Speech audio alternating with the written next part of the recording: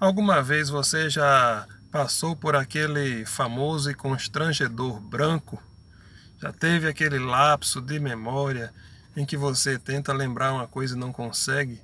Ou então você já passou por uma situação de tentar lembrar demais algo e tenta com todas as suas forças e de repente você não consegue lembrar, mas quando você de repente desiste de lembrar daquilo ali, para de pensar naquele assunto, ele vem à tona e você se lembra de tudo?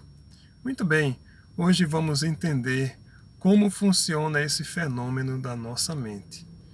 Espero você no nosso último vídeo da série de memória aqui no nosso canal. Fiquem com o vídeo.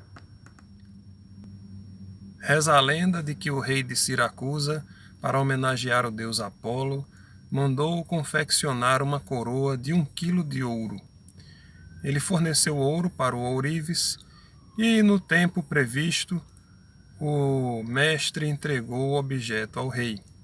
Acontece que o deus Apolo não se agradou da coroa e o rei começou a suspeitar do ourives, achando que havia sido enganado.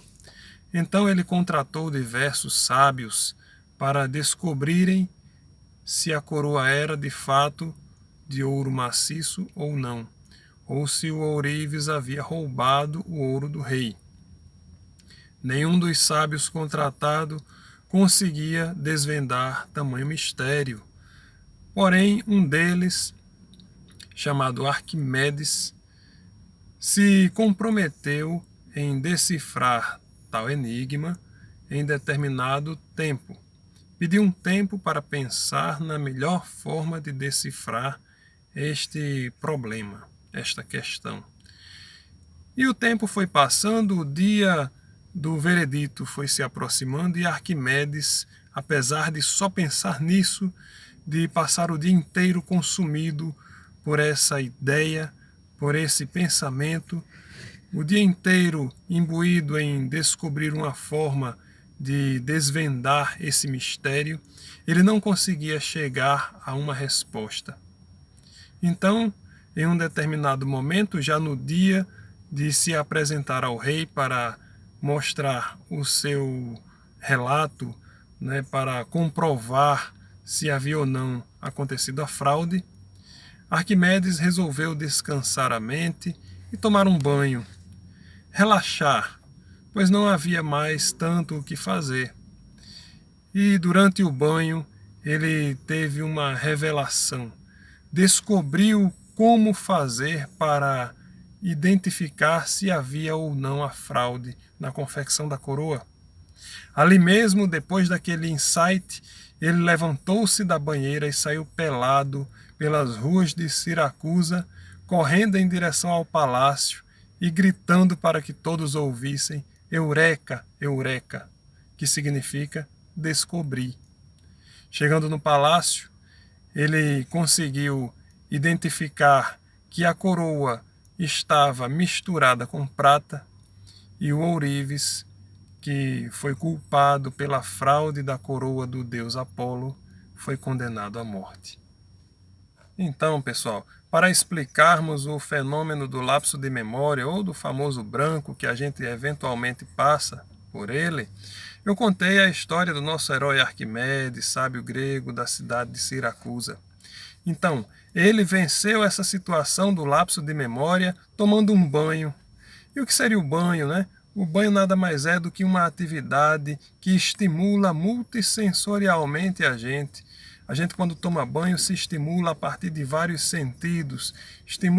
Nos estimulamos pelo olfato, pelo tato, pela temperatura da água, pelo cheiro dos aromas, dos perfumes, dos sabonetes, dos produtos que a gente utiliza para o banho, pela temperatura da água, pela textura da água, pelo ambiente, pela iluminação. Às vezes tem pessoas que tomam banho até ouvindo uma musicazinha, então nos estimulamos também pelo auditivo.